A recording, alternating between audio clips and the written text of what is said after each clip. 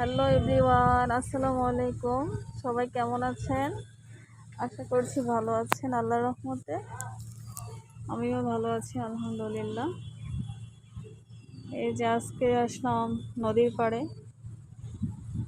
ঘুরতে। নদীর পাড়টা অনেক সুন্দর, বর্ষাকাল তো দেখা যায় পানি অনেক নদীর মধ্যে। এই যে এখানে হচ্ছে এগুলা ধনঝা গাছ। এই যে রাস্তার পাশে আম গাছ, আর এটা হচ্ছে চালতা গাছ। চালতা আসে নাই, একটু ছোট তো চালতা গাছ। এই যে রাস্তাটা গেছে অনেক সুন্দর,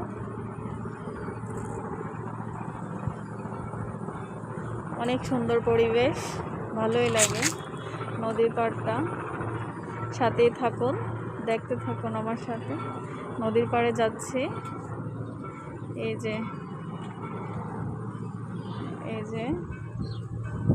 আম গাছে ভরপুর, এদিকে দেখতেছি অনেক আম গাছ আর পেয়ারা গাছ। এই যে এখানে একটা আম গাছ, রাস্তার পাশে আম গাছে ভরা। এই যে আম গাছ, পেয়ারা গাছও আছে। এই যে লোকজন যাচ্ছে, নদী পার হবে। এই যে কলা গাছও আছে দেখা যায়। এই যে আপনাদের ওরা পানি খাচ্ছে। আমরা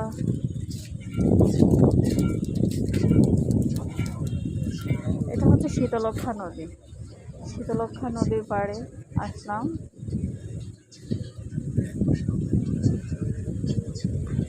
বাড়িটা অবশ্য অনেক বড়। এই যে অনেক বড় এরিয়া নিয়ে বাড়িটা। এই যে অনেক বড় এরিয়া। আমার কাছে এরকম বড় বড় বাড়ি ভালোই লাগে। অনেক বাতাস, মনটা ভরে যায় বাতাসে।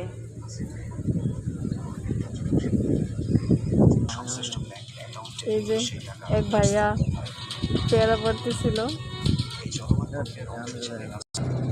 এটা হচ্ছে শীতলক্ষা নদীর পাড়। এই যে কার্গোগুলো আসছে। এই যে এগুলো মালামাল নিয়ে আসে। এই যে অনেকে মনের সুখে গান গাইতেছে নদীর পাড়ে এসে। এই যে এগুলো কার্গো। এই যে সিমেন্ট ফ্যাক্টরি, বিভিন্ন ধরনের ফ্যাক্টরি আছে নদীর পাশে। এই যে গির্জা দেখা যাচ্ছে। এই যে গির্জাটা নদীর ওই পারে। গির্জাটা অবশ্যই 100 বছর পুরনো। আরেকদিন আপনাদেরকে দেখাবো ঘুরে।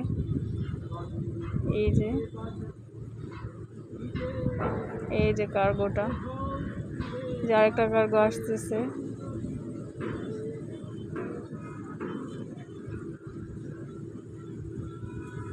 MD master Harun Nessa.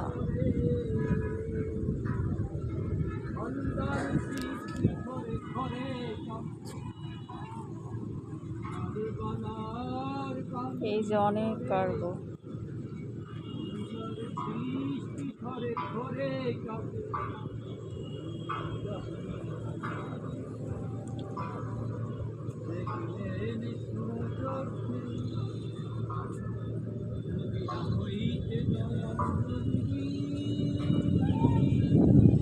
এই যে সবাই বসে আছে নদীর পাড়ে, ঠান্ডা বাতাস, আবহাওয়া, বাতাস উপভোগ করতেছে নদীর পাড়ে। এই যে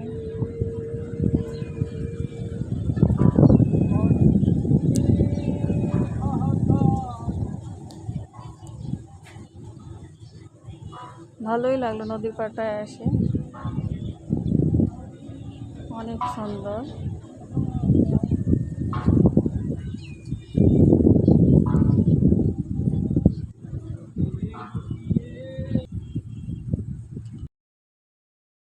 আজকে আমি আপনাদের সাথে খুবই একটা ইন্টারেস্টিং বিষয় শেয়ার করব আরও।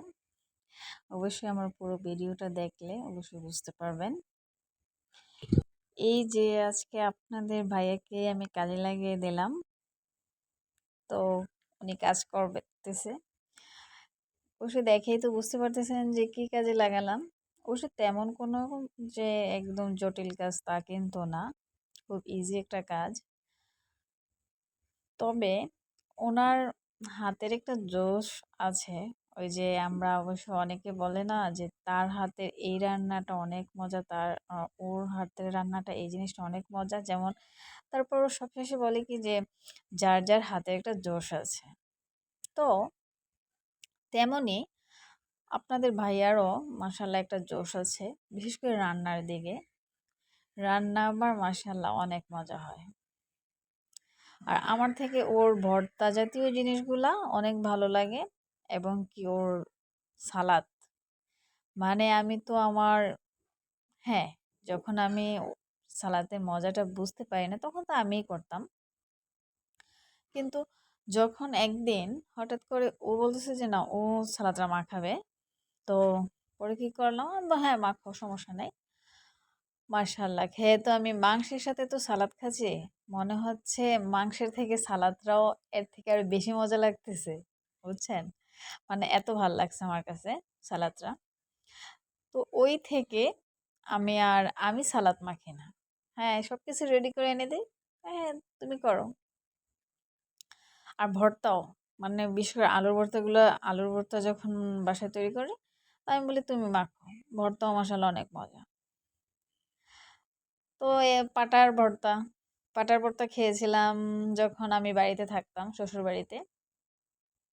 তো উনিও ছুটিতে গেছে বাসায়। বাড়িতে যাওয়ার পরে একদিন বলতেছে যে না আমি আজকে ভর্তা বানাবো। ওই বাড়িতে থাকা অবস্থায় যা খাওয়া হয়েছে ওর হাতের রান্না। তো এখন আমি সাথে আসার পরে কিন্তু একটা দিন শখ করে বলে না যে আজকে আমি রান্না করি। কি সুন্দর, মানে সবকিছু রেডি, উনি খাবে আইসা। কিন্তু দেখা যায় তখন ছুটিতে বাড়িতে গেলে ওর রান্না বান্নায় মানে হেল্প করতো, প্লাস আবার দেখা যায় এটা সেটা করতো, যে আজকে আমি এটা করবো বা ওইটা, এরকম। যাক, সব মিলে আলহামদুলিল্লাহ ভালোই আছি, আল্লাহ ভালো রাখছে, এই আর কি। তো আজকে আপনাদের ভাইয়াকে আমি ভর্তা বানানোর জন্য লাগিয়ে দিলাম। আজকে টাকি মাছের ভর্তা বানাচ্ছে আপনাদের ভাইয়া। ভর্তাটা অবশ্যই মাশাআল্লাহ অনেক মজা হবে।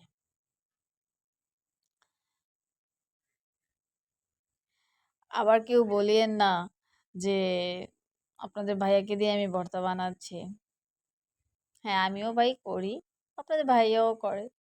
সমস্যা কি? শুধু যে আমি করব তা তো না, উনিও তো করা লাগবে, তাই না?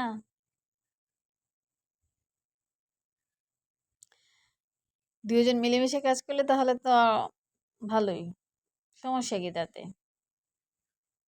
ভর্তাটা মাশাআল্লাহ দেখেন কি ইয়াম্মি।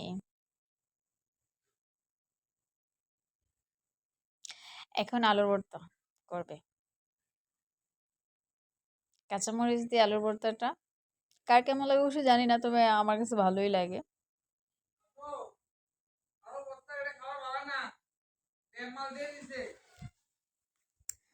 এই আর কি। তো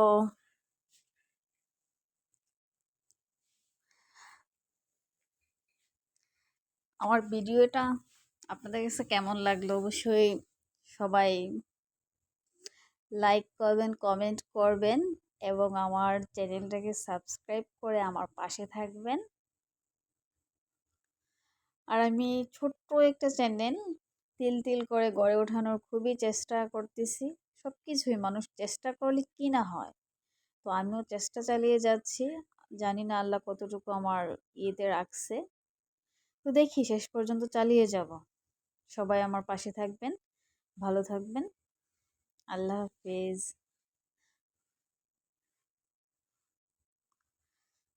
আসসালামু আলাইকুম।